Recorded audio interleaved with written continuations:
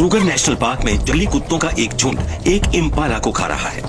Impala का वजन 45 kilogram से ज्यादा होता है, तो इन डॉग्स के पूरे दिन के खाने का इंतजाम तो हो गया है, लेकिन थोड़ी ही देर में इनसे खाना छीनने वाले आ पहुंचे हैं। 2 हाइनास को भी इस शिकार में हिस्सा चाहिए, लेकिन डॉग्स बिना लड़े अपना शिकार छोड़ने को तैयार नहीं। ये दोनों ही जीव एक दूसरे को मार सकते हैं। ऐसे में इस फाइट में शिकार और शिकारी दोनों की ही जान जा सकती है।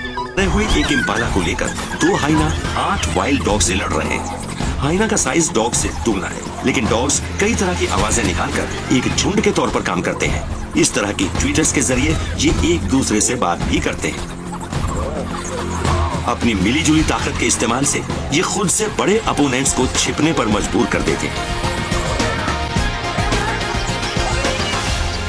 फिर ये फैलकर उन्हें घेर लेते हैं। हाइनास अपने पिछले हिस्से को झुकाकर अपनी बॉडी के सबसे इंपॉर्टेंट अंग जेनिटेलिया को छिपा लेते हैं। ये एक डिफेंसिव पोस्चर है, लेकिन इनके पास एक ऐसा हथियार भी है जो हालात को बदल सकता है। वो है इनकी बाइट, जो हड्डी को भी कुचल सकती है। इस हाइना की जॉ मसल्स के 3 सेट्स हैं, जिनसे ताकत मिलती है इनके 34 छोटे और चौड़े दांतों को, और जो मुंह में काफी पीछे होते हैं ताकि कुचलने की ताकत ज्यादा से ज्यादा हो जाए। इनकी बाइट में 1500 किलोग्राम प्रति वर्ग सेंटीमीटर से ज्यादा का प्रेशर होता है, यानी किसी लेपर्ड या ब्राउन बेयर से भी ज्यादा।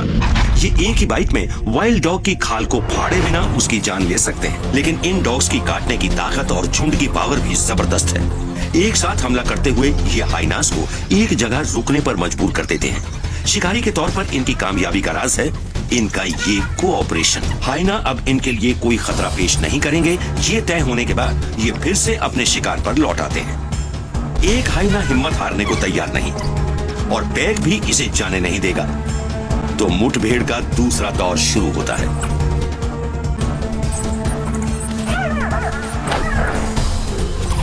हाइनास की बाइट बहुत ताकतवर होती है, लेकिन वजन के हिसाब से वाइल्ड डॉग की बाइट इससे भी ज्यादा दमदार है।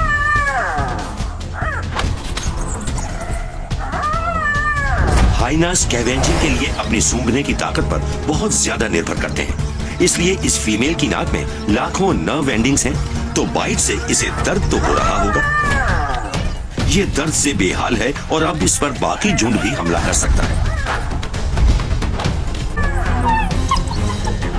आखिरकार जब ये खुद को छुड़ाती है तो हमले की हालत में नहीं बचती और लंगड़ाती हुई यहाँ से चली जाती है।